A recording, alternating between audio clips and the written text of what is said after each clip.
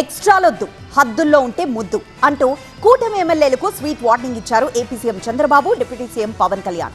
ప్రభుత్వానికి పార్టీలకు ఇప్పటికే పలు సమస్యలున్నా అన్న చంద్రబాబు ఇతర సమస్యలను కొని తెచ్చుకొని కూటమి పార్టీలకు చెడ్డ పేరు తీసుకురావద్దన్నారు చంద్రబాబు.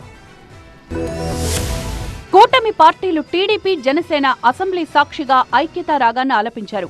కలిసుంటే కలదు సుఖం, ఎమ్మెల్యేల తప్పుల వల్ల కూటమికి కలగద్దు దుఃఖమన్నారు AP CM Chandrababu, deputy CM Pawan Kalyan. కూటమి ఎమ్మెల్యేలు బాధ్యతగా ఉండాలి అన్నారు చంద్రబాబు.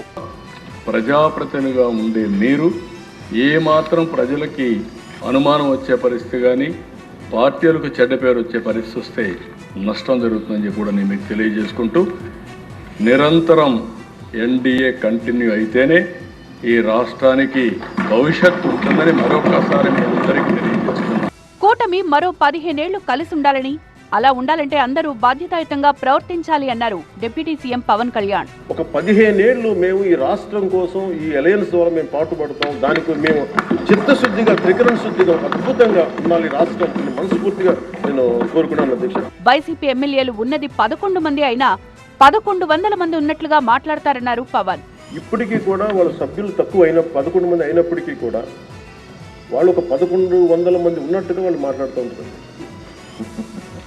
ఇది మనం ఎందుకనంటే వాళ్ళు చెప్పిన దాన్ని చాలా బలంగా నమ్ముతారు. మనం చేసే పనులు మనం చెప్పుకోలేం, మనం చేయడానికి సంకోచిస్తున్నాం ఏంటో తెలియదు. కానీ వాళ్ళు చూడండి, ఇందాక నేను చెప్పింది మీకు, when we are irresponsible, our NDA alliance is so responsible, reliable and reasonable government, while they are irrational, irresponsible and abusive group. వీటన్నిటి మధ్యలో మనం కూర్చోబెట్టి మనం ఏదైనా మాట్లాడాలి అంటే మనందరం కూడా ఒక ఏకాభిప్రాయం మీద ఒక ఏకత్వం ఉండాలి అనేది నేను మనస్ఫూర్తిగా సభ్యులందరినీ కూడా నేను కోరుకుంటా ఉన్నాను. వైసీపీని ఎదుర్కోవాలంటే కూటమిలో మరింత ఐక్యత కావాలి అన్నారు డిప్యూటీ సీఎం. ఇక బీజేపీ ఏపీ చీఫ్ మాధవ్ కూడా ఏపీ అభివృద్ధి చెందాలంటే కూటమి ఐక్యంగా ఉండాలి అన్నారు.